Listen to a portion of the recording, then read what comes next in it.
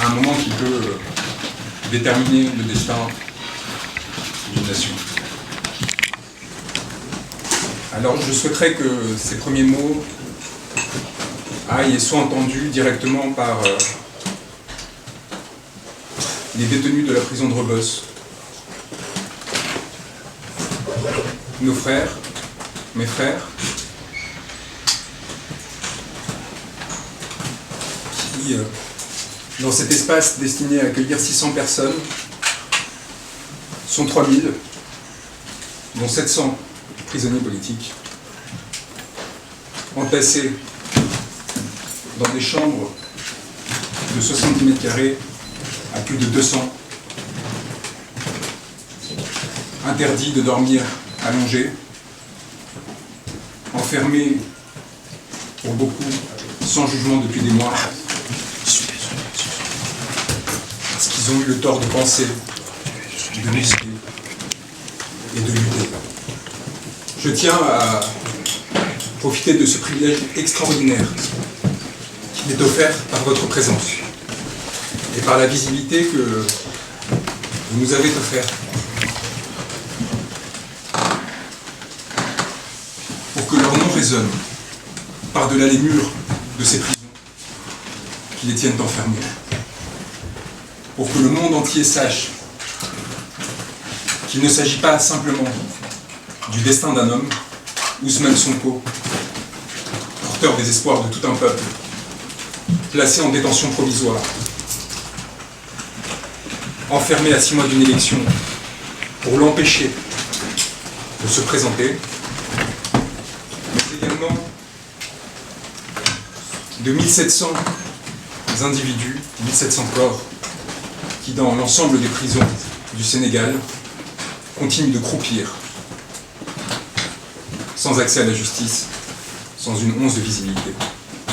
Vos mots, mesdames, messieurs les journalistes, arrivent à leurs oreilles. Ils sont scrutés, ils sont attendus. Ils leur permettent d'espérer, ou à l'inverse, de s'effondrer. La lueur qui est apparue dans des yeux du maire de Keur-Massar Sud, qui était en géole avec moi, détenu depuis 4 mois, sans jugement, pour un post Facebook où il s'indignait que l'un de ses administrés soit mort du fait de l'ingestion de gaz lacrymogène alors qu'il était asthmatique. La lueur dans son regard, lorsqu'il est venu me dire que RFI avait annoncé la tenue d'une manifestation de gilets jaunes en soutien à mon égard et à l'égard de l'ensemble des détenus politiques sénégalais, dit beaucoup de l'importance en ces temps-ci de la solidarité des luttes, de leur continuité entre peuples et du caractère universel de la lutte que mène en ce moment le peuple sénégalais. Elle dit aussi beaucoup de l'alliance entre les peuples qui continue d'exister malgré les méfaits de nos gouvernants et de nos gouvernements, qui ne cessent de créer des barrières entre nous, de la haine, de la détestation, du fait du pillage et de la violence, qui ne cessent de nourrir. La France est à l'heure du choix, à la veille peut-être d'une guerre au Niger, alors qu'elle se voit concurrencée dans des stratégies de pillage et de prédation par d'autres puissances étrangères, alors qu'elle a tenu silence sur la situation.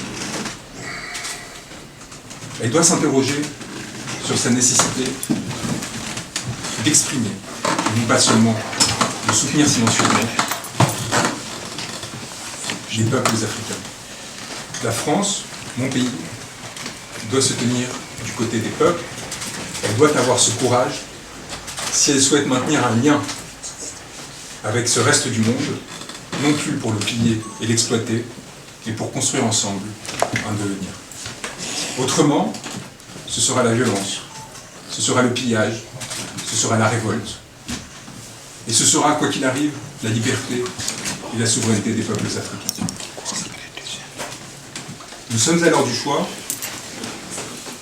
et je souhaite encore une fois, utiliser ce moment de privilège que vous m'avez offert pour rappeler que si j'ai été enlevé en Mauritanie par des hommes cagoulés qui m'ont à leur tour masqué le visage et qui m'ont amené jusqu'aux frontières sénégalaises pour m'y livrer à des hommes sans uniforme, dans des pick-up non immatriculés, sans respecter le moindre des droits fondamentaux qui s'appliquent à chaque homme. S'ils l'ont fait, alors que j'étais en tant qu'avocat venu à Dakar défendre un homme, c'est parce qu'un sentiment d'impunité s'est développé au sein d'une région que nous avons militarisée, que nous avons transformée en une série d'États policiers, par notre peur panique de la différence et par notre angoisse d'une perte de stabilité. Ce sont les populations africaines qui souffrent aujourd'hui de cette transformation de ces États en prisons à ciels ouverts. Et c'est ce qui explique leur révolte contre ceux dont ils savent qu'ils sont responsables de cette situation. Je veux rendre hommage à tous ceux qui ont eu la dignité, la décence, le courage de dénoncer cette situation qui nous menaçait tous. Celle qui consiste à mettre en détention et menacer de perpétuité un homme pour avoir voulu en défendre un autre. Je les appelle désormais à continuer cette lutte pour tous ceux qui aujourd'hui encore demeurent privés de leur liberté et de leur dignité. Nous sommes à 6 mois d'une échéance cardinale pour le devenir du Sénégal, mais également de l'ensemble de la sous-région et peut-être du continent, qui déterminera des bascules fondamentales. Ousmane Sonko reste hospitalisé, souffrant notamment d'insuffisance rénale suite à une grève de la faim, mise en œuvre pour attirer l'attention non seulement sur son sort, mais sur celui de l'ensemble de ses frères et sœurs de lutte qui sont persécutés sur son pays, sur son territoire. Et il me semble essentiel de prolonger ce mouvement de solidarité qui a commencé à leur égard et de s'engager pour trouver au plus vite une solution qui permette d'assurer une transition démocratique au Sénégal, comme le prévoit sa constitution, et de s'assurer que la volonté souveraine de ce peuple soit respectée. Il en va de nos intérêts à tous, y compris ceux des sociétés occidentales. Il en va d'une idée du genre humain. Il en va aussi d'une potentielle nuit noire dans laquelle serait plongé le Sénégal si les desseins du pouvoir actuel étaient respectés et que ceux-ci réussissaient arbitrairement à empêcher une partie de la population de se voir représentée. Nous avons demandé à Ousmane Sonko de mettre fin à sa grève de la faim, pour une raison très simple. Cet homme fait communauté. Cet homme permet à des milliers d'autres, comme je l'ai vu à Dakar, qui est aussi au-delà, de retrouver une forme d'espoir et d'espérance parce qu'il leur permet de retrouver un sens de la fraternité et de la lutte collective. Ce n'est pas l'individu en tant que tel qui compte, c'est ce qu'il a su enfanter et créer.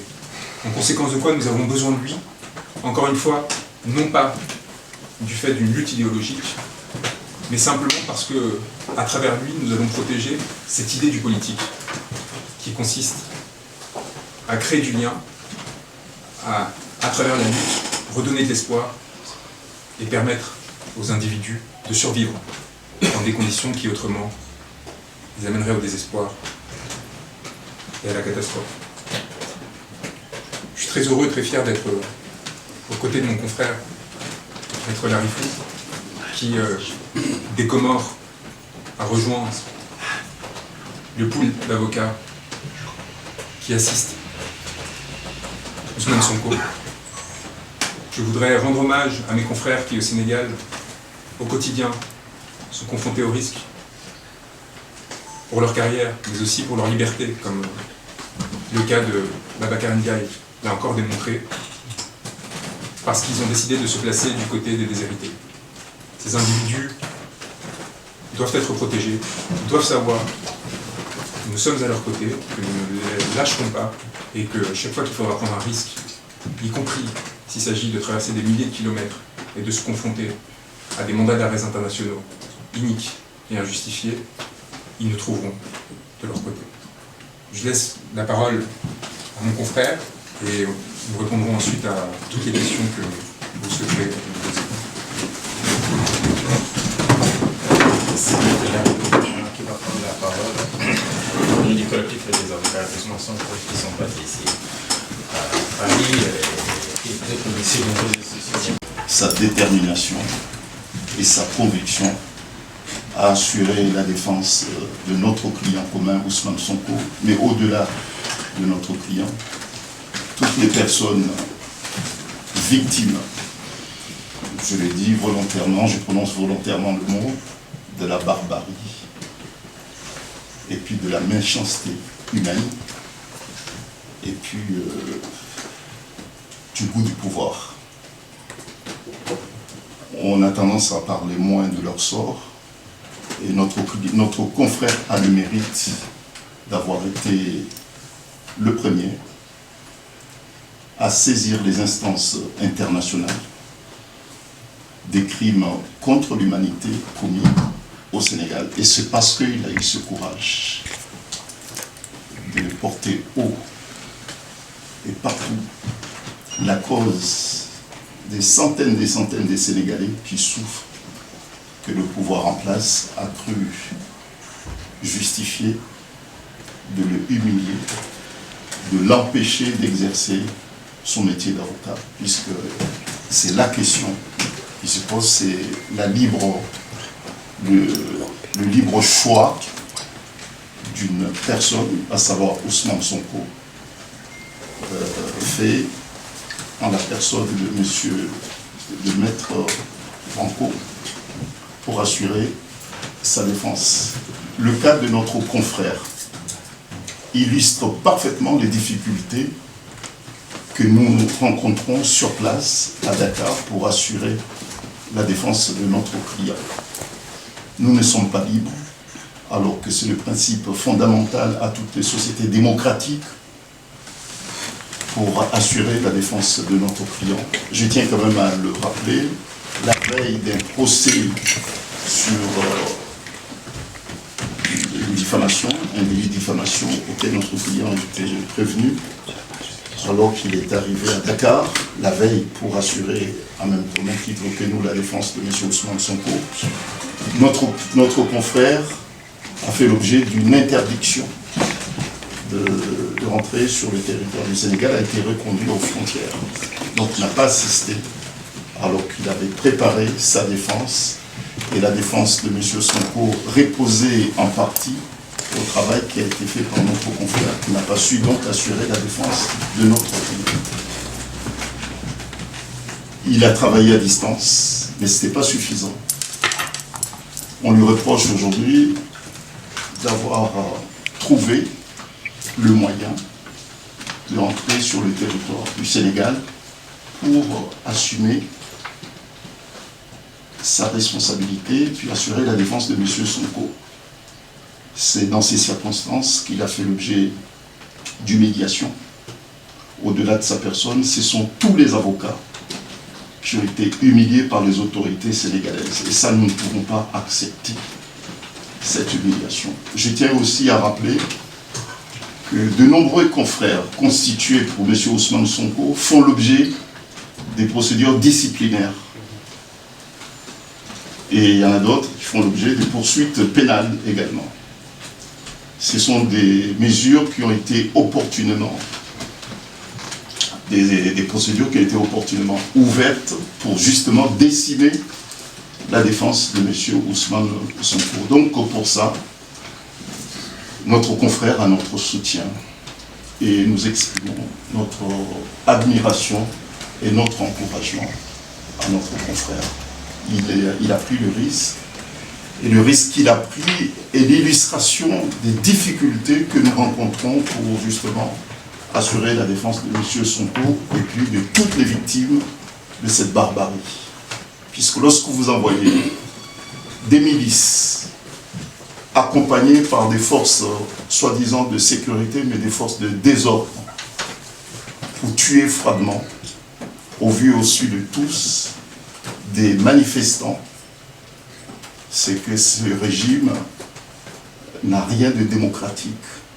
L'état de droit au Sénégal a été volontairement liquidé par le régime actuel. Nous avons l'habitude de parler du Sénégal comme étant l'exemple même de la démocratie d'un régime apaisé.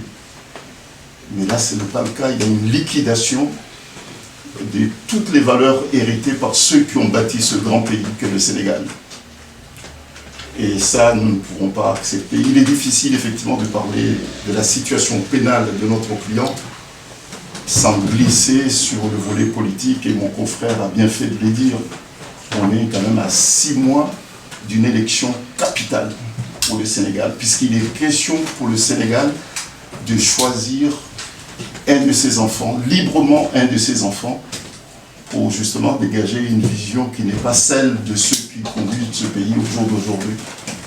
Et celui qui est le favori de tous les sondages fait l'objet depuis 2 ans d'un harcèlement judiciaire, d'un harcèlement policier, d'un harcèlement, je dirais même militaire, pour les pousser à bout. Si aujourd'hui M. Ousmane Sonko est hospitalisé, c'est pas pour rien. Puisque accumuler autant de pression, accumuler autant d'harcèlement judiciaire, policier et toute forme d'harcèlement, accusé des faits d'une extrême gravité, c'est pas facile à supporter, et je peux comprendre qu'aujourd'hui, arrivé à bout, qu'il soit admis à l'hôpital.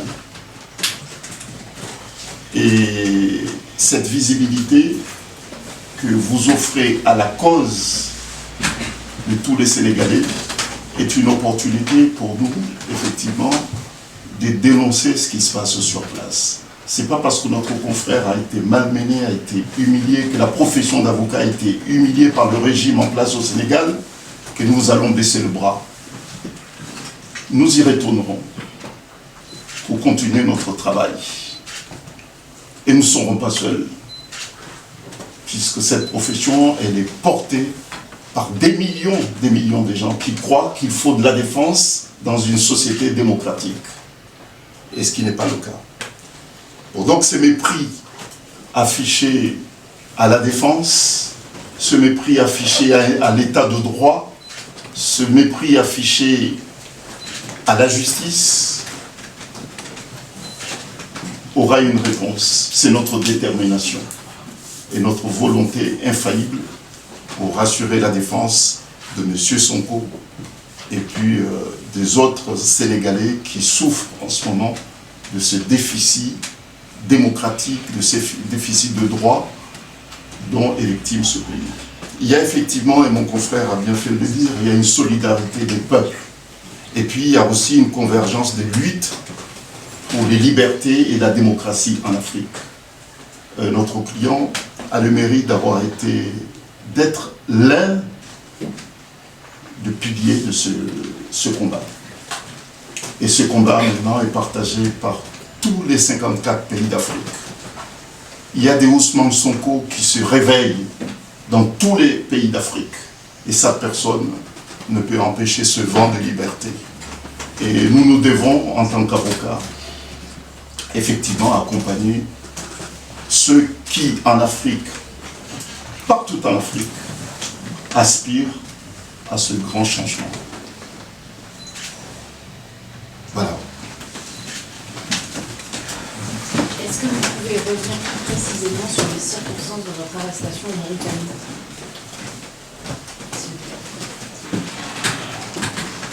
Je pense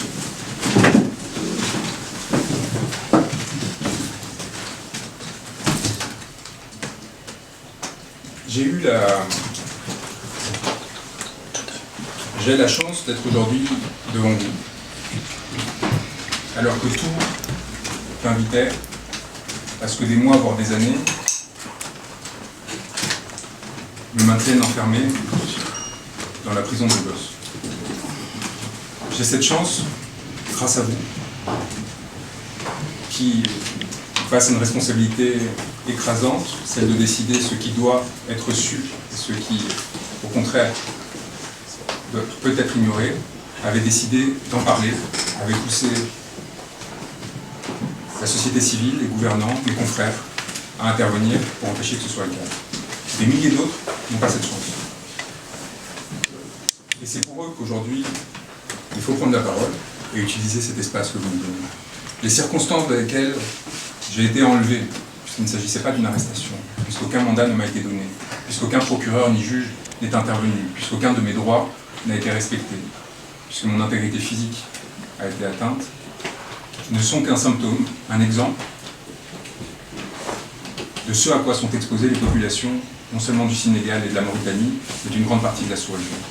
Encore une fois, ce sont des régimes que nous soutenons, parce que nous avons peur du terrorisme, parce que nous avons peur des vagues migratoires, et parce que nous ne vivons qu'à travers cette peur, ce qui nécessairement suscite la révolte chez les millions de citoyens de ces pays qui se sentent déconsidérés par ce traitement souvent discriminatoire, insultant et rabaissant, qui consiste à n'en faire que des sas de protection à l'égard notamment du continent européen. J'ai pu m'en sortir grâce à la mobilisation d'un certain nombre de personnes qui se reconnaîtront et qui savent ce que je leur dois. Dont le soutien public ou privé m'oblige et m'obligera, notamment dans l'exercice de mes fonctions en tant qu'avocat. Je pense évidemment au barreau de Paris, qui a été exemplaire et qui a eu un rôle cardinal aux côtés d'autres comme le syndicat des avocats de France dans ma libération. Les mots de ma bâtonnière qui résonnaient et étaient relayés jusqu'au sein de la prison de Lagos et qui me sont parvenus dans ce cadre-là et qui ont probablement été aux côtés des efforts d'un certain nombre de gouvernements, dont le gouvernement espagnol, dont je salue l'engagement, mais aussi du gouvernement portugais, et peut-être même du gouvernement français, ont permis de régler cette situation. Mais d'autres personnes sont en prison encore, et dont certaines de mon fait. Ce soit un prétexte ou une vérité.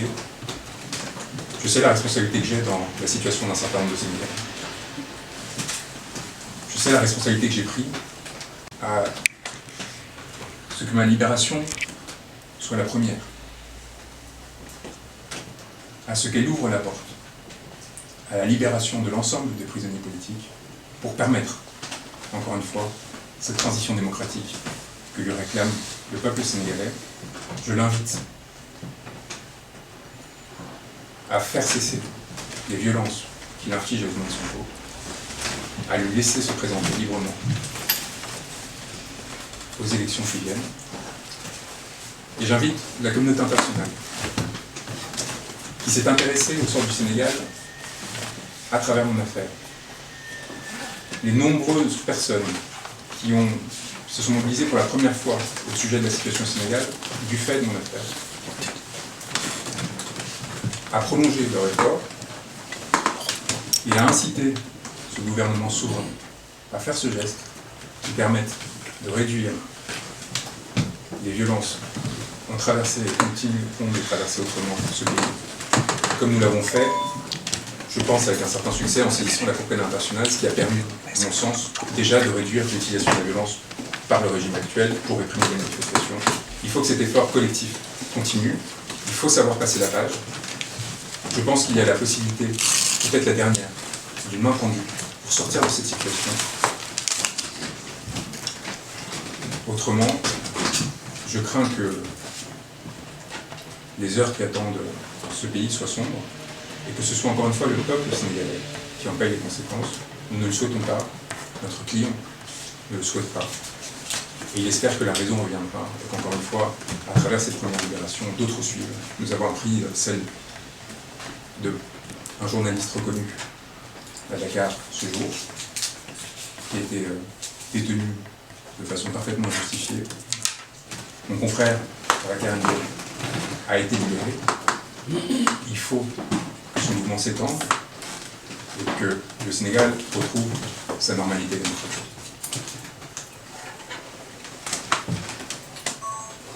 peut-être une deuxième question. Est-ce que dans les conditions présentes, vous allez continuer à défendre Ousmane Sonko? J'ai encore reçu des instructions de sa part aujourd'hui quant à cette conférence de presse.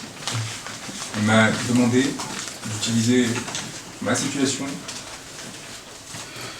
de vous l'exposer, afin qu'elle serve d'illustration de ce que traversent des milliers d'autres Sénégalais qui n'ont pas ma chance. Je répète, je le redirai encore et encore, c'est un privilège.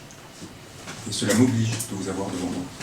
Parce que des milliers d'autres individus, de par le monde, et Sénégal en particulier, n'ont pas cette chance et ne peuvent pas s'accrocher à l'espoir que vous représentez pour sortir de la situation qu'il a eue. Ousmane Sonko, comme je vous l'ai dit, souffre d'une insuffisance rénale du fait de sa grève de la faim, a eu une crise d'hypoglycémie sévère qui l'a amené à faire un malaise et à être admis aux urgences.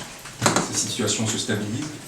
Je le répète, nous lui avons demandé de cesser sa grève de la faim et nous espérons qu'il comprendra les motifs de notre demande parce que nous considérons qu'il est trop important pour trop de personnes. Je l'ai vu à Rebus, son sort détermine le sort de milliers d'autres personnes. Ils attendent de lui qu'il soit à leur côté, y compris dans la difficulté et les épreuves que lui font traverser le régime actuel. Alors, sérieusement, avec la dissolution du parti de Ousmane Sonko, est-ce que vous êtes sûr qu'il sera candidat en février 2024? Nous ne sommes pas des porte-parole politiques, mais... Deuxième question, je loue votre courage, mais qu'est-ce qui prouve que quand vous-même vous dites que vous avez déjà vu Macky Sall devant la CPI, quelles sont les chances pour qu'une telle demande aboutisse? Sur la première question, la dissolution du PASTEF, de la même façon que les tentatives de mettre fin à la candidature d'Ousmane Sonko en prétextant d'une contumace, d'un jugement par contumace, ne sont que des arguties juridiques sans effet. Ousmane Sonko, jusqu'au bout, portera la parole du grand peuple des déshérités et s'assurera qu'elle soit portée aux élections qui viennent. Que ce soit à travers le PASTEF, si les recours qui ont été engagés par mes confrères au Sénégal aboutissent, ou à travers un autre parti de la coalition d'opposition qui s'est mis en œuvre, que ce soit en son nom, si Macky Sall revient à la raison et cesse ses persécutions judiciaires contre lui, ou à travers d'autres personnes qui pourront se présenter en son nom et porter sa parole, à qui il donnera mandat pour le faire, et contre lequel Macky Sall ne pourra rien. Et ça, c'est un message important que nous adressons respectueusement au président du Sénégal. Il nous semble impossible d'éviter qu'en février 2024, les idées d'Ousmane Sonko soient représentées, et il est donc déraisonnable d'insister sur cette voie. Et en ce qui concerne la Cour pénale internationale, nous ne sommes pas juges et nous ne sommes pas procureurs. Et je pense qu'en général, lorsque l'on fait le choix de la défense de l'Europe, c'est justement parce que nous ne souhaitons pas devenir juge ou procureur et de prendre en main le destin d'autres personnes et de faire face à des responsabilités qui peuvent amener à des destins tragiques. Nous n'avons donc jamais affirmé que nous allions traduire en justice Macky Sall. Cependant, les procédures que nous avons enclenchées auprès du procureur de la Cour pénale internationale, auprès des procureurs français et des juges d'instruction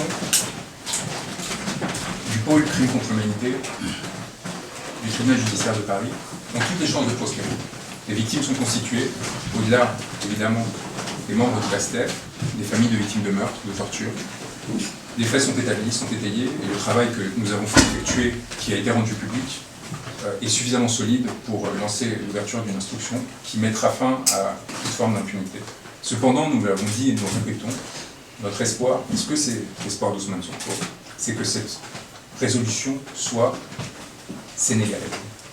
D'abord politiquement et ensuite judiciairement. Ousmane Sonko est un souverainiste et il considère que c'est au peuple, et en particulier au peuple africain, de régler leur propre destin. Et si jamais une transition démocratique intervenait au Sénégal, ce serait de façon privilégiée cette solution qui serait adoptée, que ce soit par la création de chambres mixtes et d'un tribunal ad hoc qui permette de juger ces crimes, ou à travers l'utilisation des juridictions naturelles qui sont aujourd'hui en capacité de poursuivre des personnes pour ces faits. Encore une fois, notre seul tort dans la défense de cet homme, et il me semble d'avoir permis une réduction de la violence au Sénégal. Et il est important que ce travail continue.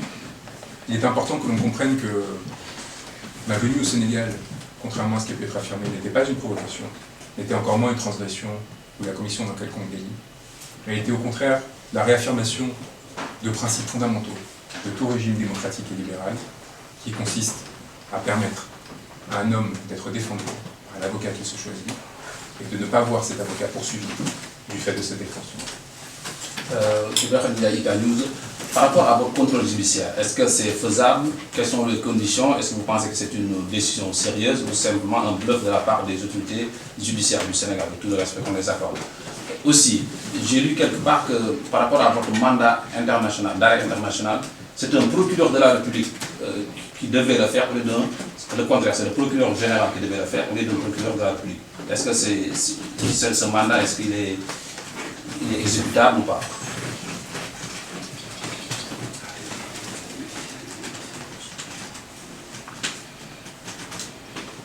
La justice a été instrumentalisée dans cette affaire et continue et continuera de l'être.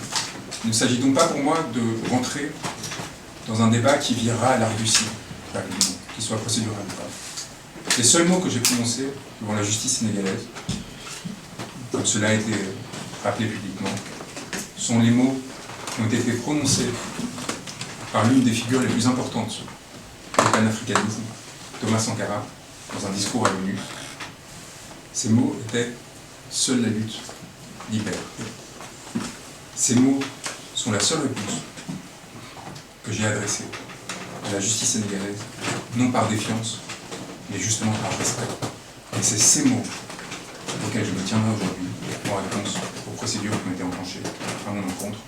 J'appelle encore une fois le régime sénégalais à sortir de l'instrumentalisation des questions judiciaires et à rentrer dans une discussion de fond, enfin, avec ses opposants, afin de permettre la transition démocratique à laquelle tous aspirent au sein de ce pays.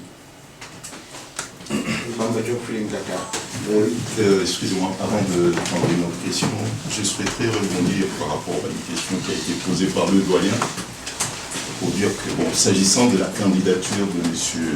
Ousmane Sonko, tout le monde est conscient que la volonté affichée par les autorités au pouvoir au Sénégal, c'est d'empêcher Ousmane Sonko d'être candidat et de devenir le président, le 5e président de ce pays.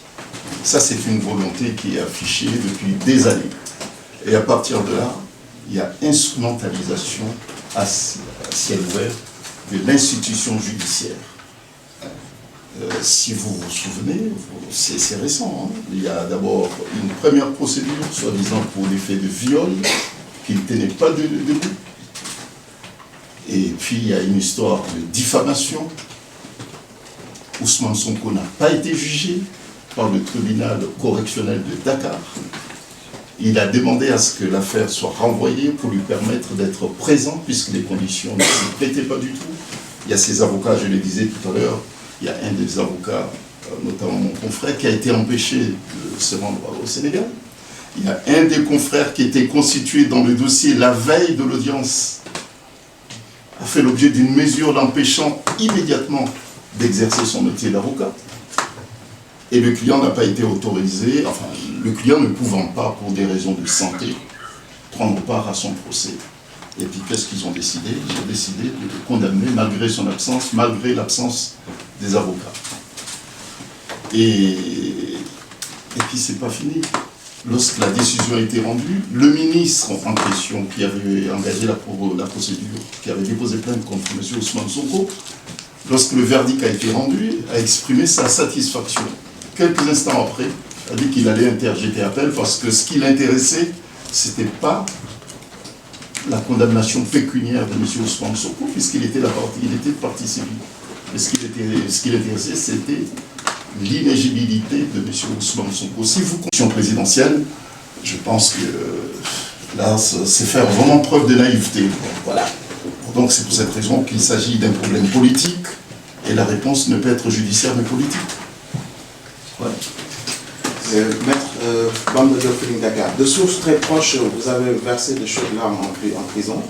Est-ce pour implorer une situation quelconque en prison ou bien pour implorer votre liberté au gouvernement? Je pense qu'il y a une forme d'indécence à m'interroger sur les états d'âme que j'aurais pu avoir ou non dans des conditions qui, vous l'imaginez, étaient particulièrement dures. Je pense avoir maintenu une forme de dignité à tout instant, notamment face aux autorités sénégalaises, qu'elles soient policières ou judiciaires.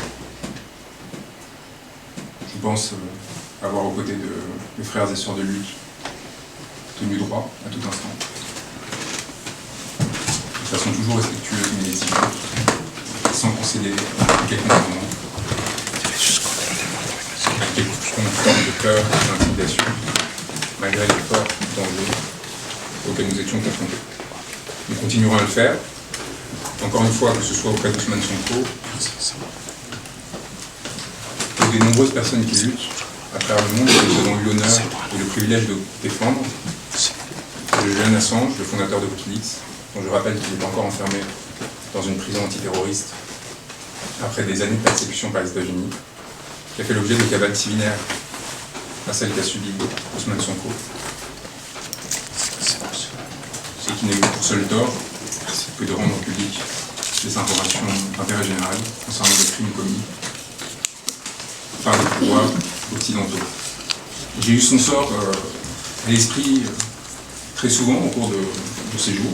J'ai été arrêté, placé en garde à vue, d'abord en Mauritanie, puis enlevé, transféré à Dakar, et dans les jours précédents, parce que j'avais conscience du risque du piège qui me serait tendu.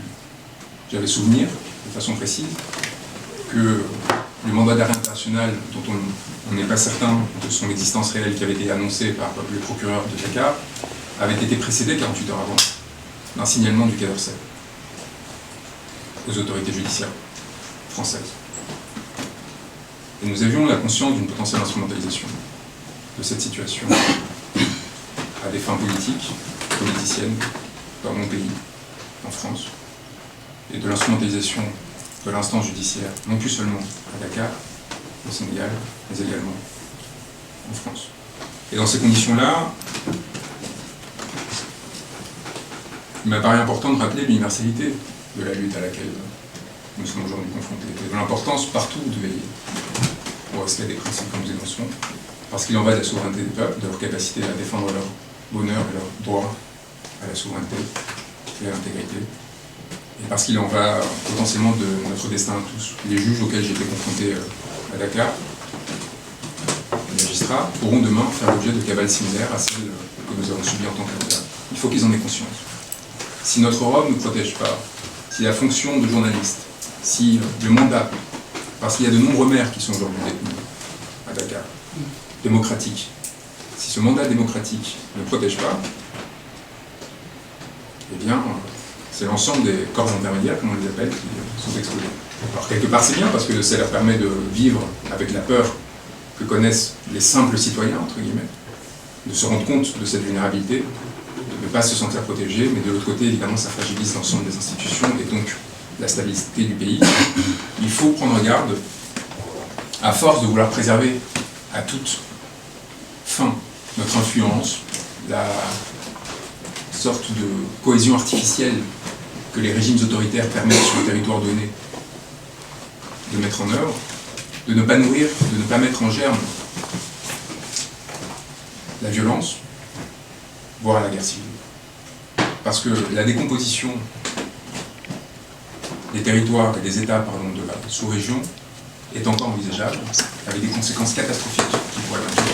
Et il ne faut pas oublier que le phénomène djihadiste est nourri par des logiques de concurrence étatique, et nourri par le système tel qu'il existe aujourd'hui, et tel qu'il est maintenu artificiellement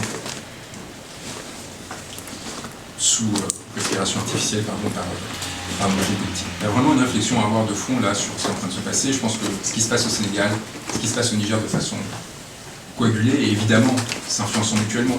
La position de la France, des États occidentaux au Sénégal est influencée par ce qui se passe au Niger, est influencée de façon générale par les changements politiques qui sont intervenus au Burkina, au Mali, qui s'installent sans racines au Centrafrique, et la peur que cela suscite dans les gouvernements.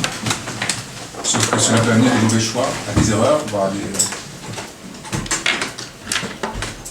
qui auront pardon, des conséquences potentiellement catastrophiques pour les peuples qui seront pris en otage de ces luttes d'influence. Il faut sortir justement de cette dynamique qui consiste à favoriser un tel régime ou un autre sur le fondement de lutte d'influence géopolitique. Il faut renouer avec une forme de coopération et d'engagement avec et pour les peuples.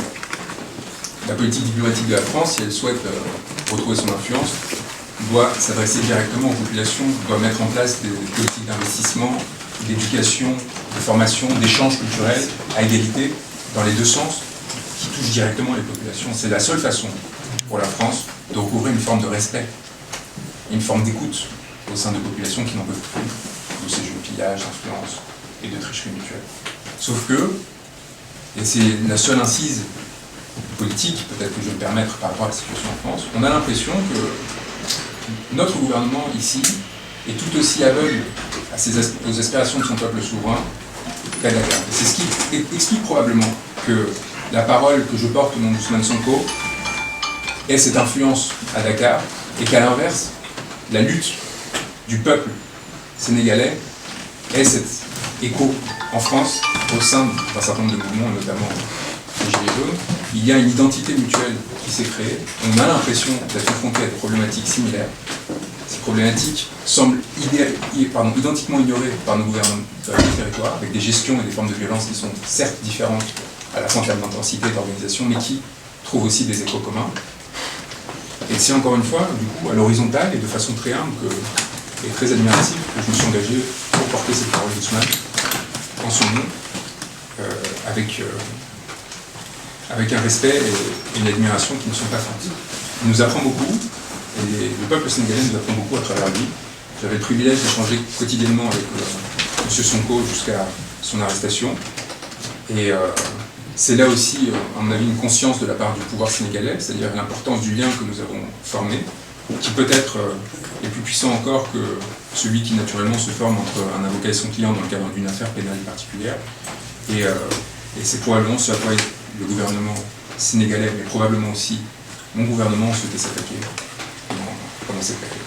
J'appelle encore une fois à un changement d'attitude, non de façon belliqueuse ou provocante, non pour défier que ce soit Macky Sall ou l'Élysée, mais leur demander de prendre conscience qu'ils sont rentrés dans une dérive, qu'ils sont allés trop loin.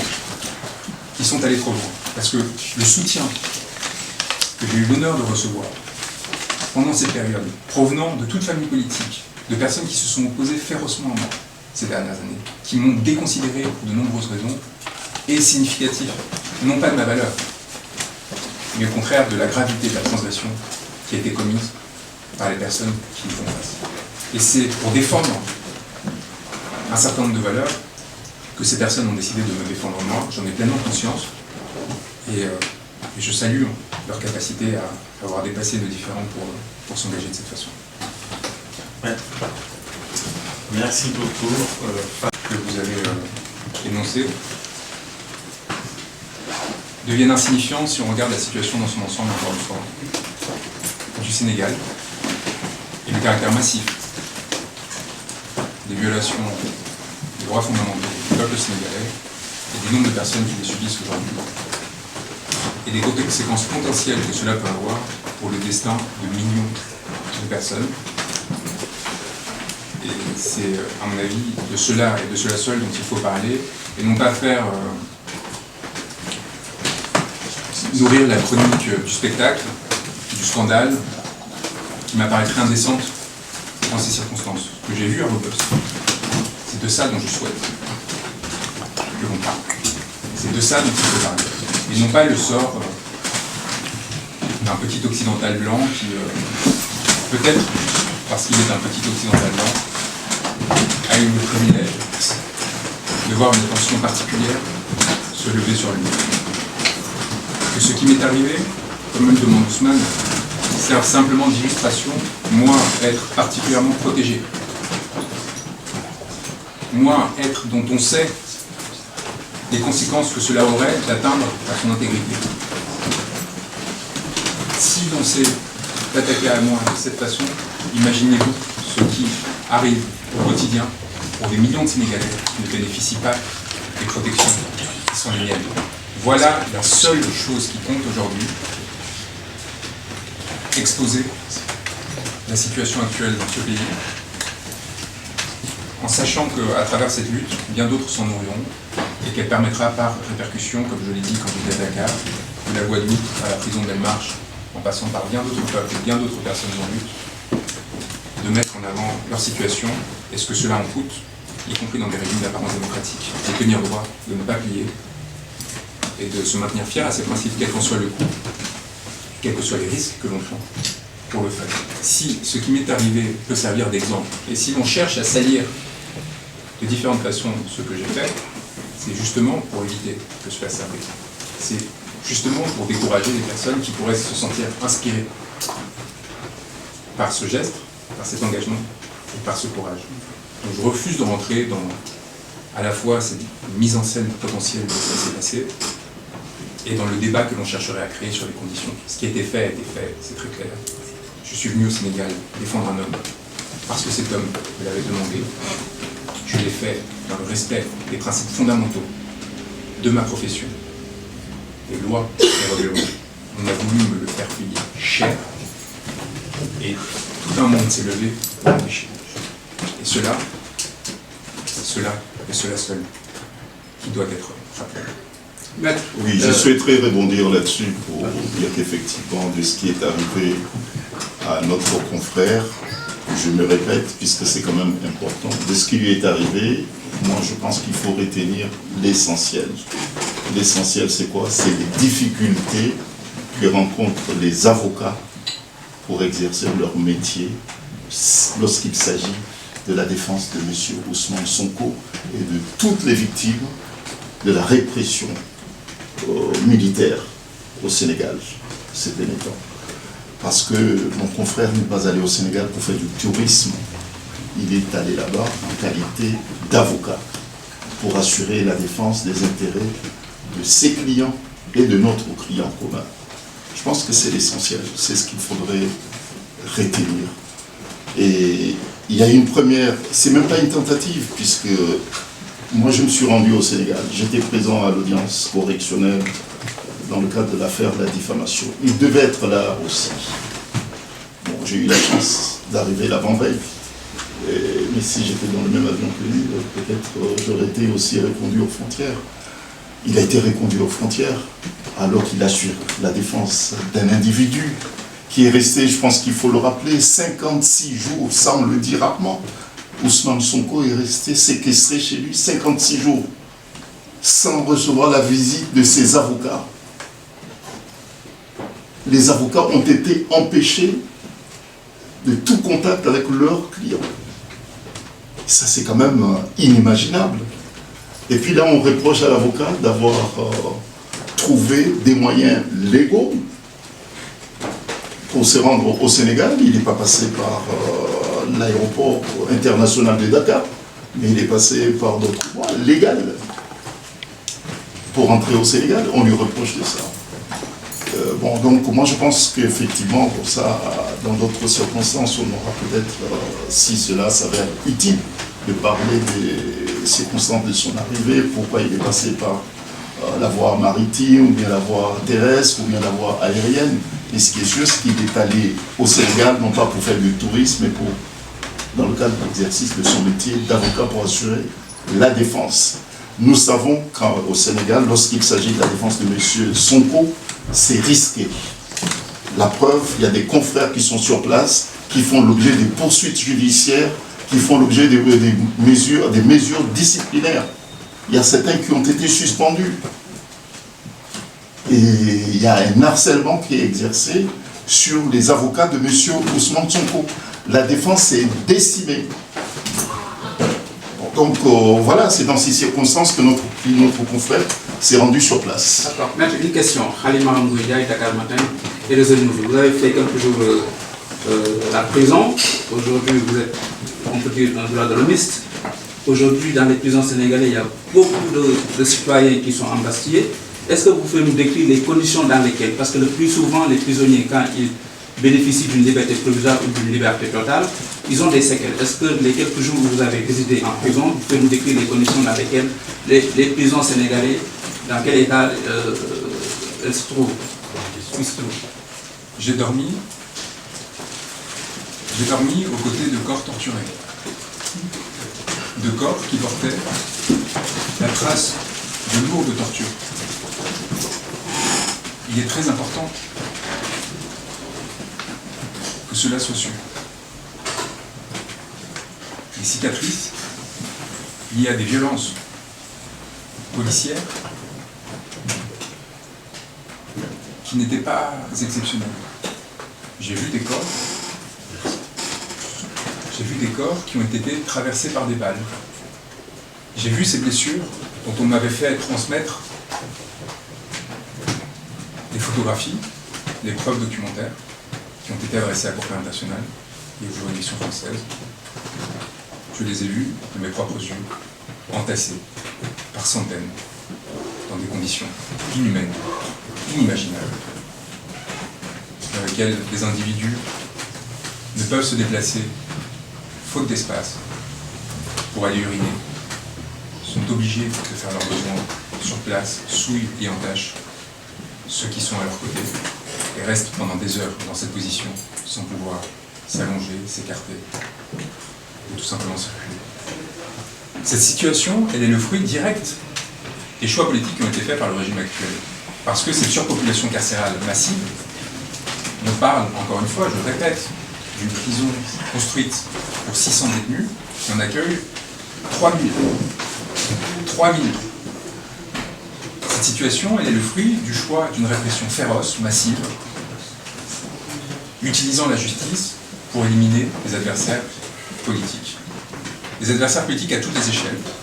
Il y avait à mes côtés des individus qui ont été placés en détention provisoire par des magistrats sur ordre direct du président de la République, parce qu'ils s'étaient sentis offensés d'une comparaison qu'ils avaient pu faire sur un poste président. C'est important d'entendre. Ces hommes, c'est des pères de famille, cet homme en particulier, Mohamed Bilal Diop, est placé en détention provisoire, sans jugement, depuis plus de 4 mois, pas de casier judiciaire, maire d'une commune. Il continue d'ailleurs à exercer depuis la prison son mandat, comme il le peut. Et donc je veux encore une fois que ces mots traversent les murs de ces prisons et les fassent rugir. Eux qui sont détenus dans une situation où ils pourraient se croire oubliés, sans espoir, ou abandonnés par des personnes qui, l'ayant traversé éphémèrement comme c'est le cas, en seraient sortis et préféreraient tourner la page et ne plus jamais les regarder. C'est l'inverse qui va se produire. Ils ont commis l'erreur fondamentale de me faire voir ce qui ne saurait être lu, parce qu'encore une fois, même mes confrères n'ont pas accès aux chambres de détention, ils sont évidemment retenus au niveau des parloirs, donc ils entendent ce que je leur dis. Mais moi je me suis retrouvé au milieu de ces personnes, de leurs espoirs, de leurs craintes et de leurs inquiétudes, et c'est ce qui m'a amené à demander à Ousmane Sonko d'arrêter sa garde à vue, pardon, sa grève de la faim, parce qu'ils ont besoin de lui. Ils ont besoin de cet espoir qu'il représente. Parce que cet espoir, c'est tout simplement celui de retrouver une vie normale. De sortir de cet enfer. Il faut aussi que les personnes qui se rendent au Sénégal pour faire du tourisme, pour retrouver les leurs, aient conscience qu'à quelques pas de là, sur la corniche de Dakar, au centre de la capitale, des milliers d'êtres humains sont entassés comme de la volaille. Parce qu'ils ont osé penser, lutter. Est-ce que vous pouvez quand même nous préciser, parce que c'est important pour l'avenir, les conditions auxquelles votre contrôle judiciaire sont assortis? Exactement. Pour des raisons diverses, je préfère ne pas parler du fond de cette affaire, qui n'en est pas une. Qui n'en est pas une à mon sens, et qui n'est qu'une pièce dans le rapport de force politique qui a tenté de mettre en œuvre le régime à l'égard de son principal opposant. Et donc, commenter le fond de cette affaire, ce serait rentrer dans le piège de ces dialectiques. C'est de la même façon, et pour cette même raison, que je ne rentre pas dans les arguties juridiques qui touchent la situation judiciaire de Ousmane Sonko. Nous avons tous conscience aujourd'hui que cette situation judiciaire est directement le fruit de son engagement politique, et d'ailleurs, quelque part, heureusement qu'il est enfin poursuivi, politiquement, de façon assumée, après des années passées à le salir, à tenter de le dégrader, de pouvoir enfin assumer la nature politique des poursuites judiciaires. Aujourd'hui, M. Sonko, il n'y a pas besoin de supputer à cet égard, c'est assumé par le pouvoir et poursuivi pour des raisons politiques. Les infractions pour lesquelles il est placé en détention provisoire sont politiques par nature, tentation de l'État et ainsi de suite. Le fait d'avoir des mots consistant à résister à des injustices et à proposer des réformes fondamentales de ce pays peuvent suffire à amener à se retrouver privé de ses droits et emprisonné. M. Sonko a souhaité que je vous rappelle, c'est un point important, que tout cela commence par sa radiation quand même. C'est-à-dire que M. Sonko devient un acteur politique de son pays parce qu'il dénonce des faits de corruption et qu'il est radié de la fonction publique. C'est-à-dire que tout commence par une persécution. Tout commence par un engagement de sa part dans une forme de vérité et de défense des intérêts populaires qui, à l'époque, était désintéressé au sens politique du terme. Il ne cherchait pas à se faire élire, il dénonce quelque chose, il est radié de la fonction publique, et au lieu de se taire, de s'écraser, il prend à la volée le problème et il décide de s'engager. C'est très bien. Et bien, maintenant, aujourd'hui, on en arrive à la situation qui fait qu'on cherche à le faire payer par des peines qui peuvent aller jusqu'à la perpétuité, cet engagement-là. Ça, c'est important aussi qu'on le sache, pour plusieurs raisons. D'une part, parce que plus vous accroissez le coût de l'engagement politique dans une société, moins sa vitalité démocratique est possible, pas seulement à l'égard de la personne qui est sanctionnée, mais à l'égard de tous les autres qui se sentent intimidés. Ça, c'est important. Que quoi que vous pensiez des positions d'Ousmane Sonko, vous êtes en train de détruire l'édifice démocratique d'un pays en acceptant sa persécution. Et le deuxième point, c'est tout simplement que c'est moralement peu acceptable, en fait, de se retrouver dans une situation comme celle-ci, où le pouvoir utilise des instruments qui sont faits pour défendre l'intérêt général, les intérêts de la population, pour se maintenir au pouvoir, procéder à la défense de ses intérêts. Donc, dans ces circonstances, le défendre, encore une fois, c'est bien au-delà de ce que l'on peut penser de l'individu ou pas, c'est tout simplement s'engager pour des principes qui me semblent assez fondamentaux et qui, encore une fois, ont une résonance directe avec des luttes qui sont menées, y compris dans ce pays, et qui affectent aussi par ailleurs, d'un point de vue de la raison d'État, des intérêts profonds de ce pays. Maître, nous savons tous qu'un serial killer, un pédophile, même un nazi qu'on aurait attrapé aurait droit à une défense. Aujourd'hui, même les avocats sénégalais n'ont pas accès à ne pas Ousmane Sonko. Vous pensez personnellement, est-ce que c'est par rapport à la plainte de la CPI ou votre premier tweet que cette animosité est excessive? Ousmane Sonko m'a appris à ne pas spéculer sur les intentions de l'adversaire. C'est quelque chose qu'il me dit à chaque fois qu'on échange. Il me dit pourquoi ils font ça. Si on commence à se perdre dans des spéculations, ils ont déjà gagné. C'est-à-dire qu'on devient prisonnier d'hypothèses qui peuvent être vérifiées ou pas. Donc en fait, qu'importe le pourquoi, ils l'ont fait. Ils agissent de telle façon, et nous réagissons, nous nous défendons, et nous essayons de nous adapter afin de s'assurer que ces stratagèmes et ces tactiques ne soient pas appliquées. Ousmane Sonko est dans une position où il peut surtout ne pas s'adresser au peuple sénégalais, il ne peut pas préparer lui-même sa peut-être probable élection, que ce soit par lui-même ou par un tiers, puisque ce sera finalement ce qui interviendra si jamais on l'empêche de se présenter directement. Le peuple sénégalais choisira quelqu'un qui agira en son nom jusqu'à ce que justement se règle cette situation. En toutes circonstances, je pense que c'est au détriment de l'ensemble des peuples sénégalais. Maintenant, vous étiez à Dakar, certainement vous avez rencontré des concitoyens. Quel est le mot qui revenait le plus quand ils vous rencontraient? J'ai pleuré d'émotion. J'ai pleuré d'émotion de nombreuses reprises, et c'est la seule fois d'ailleurs, quand ils m'ont témoigné de leur estime et de leur soutien. Quand un des co-détenus m'a dit qu'il avait pleuré pendant la conférence de presse que nous avions donnée à Dakar, et que de façon générale, on m'a dit que cela leur avait redonné de l'espoir, du courage et de l'envie de se battre. J'ai, y compris dans les fourgons qui me trimbalaient d'un lieu à l'autre, vu des visages qui se rapprochaient du mien, qui m'envoyaient des signes. Et j'ai vu en sortant de la prison de Dakar, lors d'une de mes extractions, la prison rugir de soutien. Et c'est donc le point levé que je suis sorti accompagné de leurs cris, qui sont des cris d'espérance, parce que ce sont des personnes que l'on prive de leur droit à la parole, à la représentation, et qui ont trouvé en moi un allié, une personne qui permette ponctuellement de pallier aux impossibilités qui sont faites à leurs représentants de défendre leur parole. Aujourd'hui, c'est moi. Si ma détention s'était poursuivie, cela aurait été quelqu'un d'autre. Et dans cette course de relais que nous maintiendrons, eh bien tout simplement la liberté et la souveraineté. pensez-vous que... Pardon, il y a quelqu'un qui n'a pas posé de question pour l'instant. Maître, bonjour. J'aimerais poser une question qui presse. J'aimerais poser une question qui pourrait faire espérer tout le Sénégal.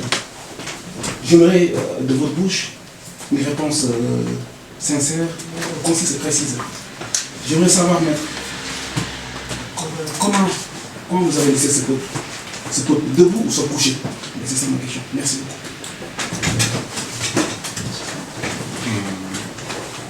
On va finir peut-être sur ce point. Je vais répéter en fait ce qui a déjà été dit. Le peuple sénégalais nous a donné un exemple et continue de le faire en se levant massivement pour défendre l'honneur dans un communauté, puis la liberté d'un homme, parce qu'ils avaient conscience que cette lutte était celle qui permettrait de garantir la défense de leurs intérêts et leur souveraineté. Ils l'ont fait aux côtés et pour un homme qui lui-même refuse une quelconque compromission, que ce soit avec des régimes étrangers, ou que ce soit avec d'autres forces politiques, dans des cadres des accords corruptifs que met en place régulièrement le régime pour réintégrer un certain nombre d'opposants politiques, tout en conditionnant leur opposition et en conséquence en restreignant. Ousmane Sonko a tenu droit. Il n'a rien lâché, il n'a rien concédé. Et c'est pour lui rendre hommage et en réponse à cette force que le peuple sénégalais s'est levé. Et le monde entier doit regarder avec admiration cette force qui aujourd'hui fait encore tenir debout des milliers de détenus politiques dans des conditions inhumaines, propres des pires dictatures qui aient jamais existé. C'est avec un grand respect, une grande émotion que nous devons les regarder. Et c'est pour cela, c'est parce que j'ai vu ce peuple se lever, et c'est parce que du coup j'avais confiance en ce peuple, que j'ai pris le risque de me rendre à Dakar pour être à la télé. La dernière question peut-être. Pardon, allez-y. Est-ce que vous croyez que cette chronique n'a pas nui à la situation de votre client et n'a pas enfoncé la situation pour lui et l'a mis dans le second plan de l'affaire? Au contraire, elle a mis en lumière pour de nombreuses personnes qui n'avaient pas conscience de l'existence de cette problématique en France et ailleurs, que le Sénégal n'était plus le pays que l'on avait longtemps respecté du fait de son engagement pour les droits de l'homme, la démocratie et pour sa stabilité. Elle a permis de rendre visible, d'abord avec notre procédure auprès de la Cour pénale internationale, la multiplicité des exactions et des crimes qui ont été commis, et dans un second temps la situation d'Ousmane Sonko, enfin la situation de ceux qui sont aux côtés d'Ousmane Sonko, y compris encore une fois lorsqu'ils sont protégés, privilégiés, comme cela a pu être mon cas, du fait de mon statut d'avocat et du fait de ma condition. Ousmane a, je pense, été ému, c'est ce qui me revient, de ce qui s'est passé. Et c'est évidemment aussi pourquoi nous sommes sortis immédiatement. Nous avons refusé, au cours de cette conférence de presse, de nous attarder sur ce qui me serait arrivé ou non, parce qu'il serait indécent de se centrer sur ce petit cas particulier, qui n'en est qu'un parmi des milliers, et qui n'a en rien une importance supérieure à celle de ceux que j'ai eus au quotidien à Rebeuss, des personnes qui ont commencé à me confier leur dossier pour que je m'occupe de leur défense et que je tente de les renforcer à leur tour, ce à quoi je me suis occupé pendant les jours où j'étais présent sur place, et de façon plus générale aux victimes que nous continuons et continuerons de défendre à travers les nombreuses procédures que nous avons enclenchées pour essayer de leur permettre d'être protégés à l'avenir, c'est le plus important, et que justice soit faite à leur égard. Et je pense que... Maître, qu'est-ce que vous pensez pour les Sénégalais de la diaspora qui sont là et qui veulent rentrer? Il y a un camarade, il n'y a même pas 2 semaines, qui est parti en vacances à Sali, qui s'appelle Maoudaba, qui a été arrêté donc, par l'État sénégalais en lui collant des motifs qui n'existent pas, parce que cette personne, on le connaît très bien. Qu'est-ce que vous pensez des Sénégalais de la diaspora qui veulent rentrer et qui sont devenus maintenant prisonniers ici en France parce qu'ils ne peuvent plus se déplacer au Sénégal, dans la mesure où ils ont une liste adressée devant l'aéroport? Il faut qu'on s'en tienne là, mais encore une fois, il faut regarder la situation générale du Sénégal, non pas encore une fois pour stigmatiser, mais au contraire parce qu'il y a encore un espoir au Sénégal. C'est ça aussi qui est très important. Il y a des pays où une nuit s'est étendue et sera très difficile à renverser. Au Sénégal, nous sommes encore sur ce moment où toutes les bascules sont possibles. Et c'est pour cela que nous nous accrochons, que nous assistons tant sur la situation actuelle. C'est-à-dire qu'il sera bien moins coûteux en termes d'efforts d'éviter l'effondrement, d'éviter de plonger dans un système autoritaire installé de façon définitive. Ce sera beaucoup moins coûteux qu'à l'inverse, accepter cette lente dérive qui sera mortifère et qui, pendant des décennies, plongera non seulement les citoyens dont on parle, les détenus politiques dont on parle, mais l'ensemble d'un peuple dans une situation dans laquelle il sera très difficile de sortir. Aujourd'hui, la possibilité de sauver un régime démocratique existe. Il faut un effort important de la part des différents États étrangers pour tenter de médier et d'inciter le régime actuel à rouvrir les discussions et éviter une nouvelle phase de transgression qui sera coûteuse en l'humanité, qui sera coûteuse pour le peuple sénégalais, pour leurs citoyens. Merci à tous d'être venus. Merci beaucoup. Merci.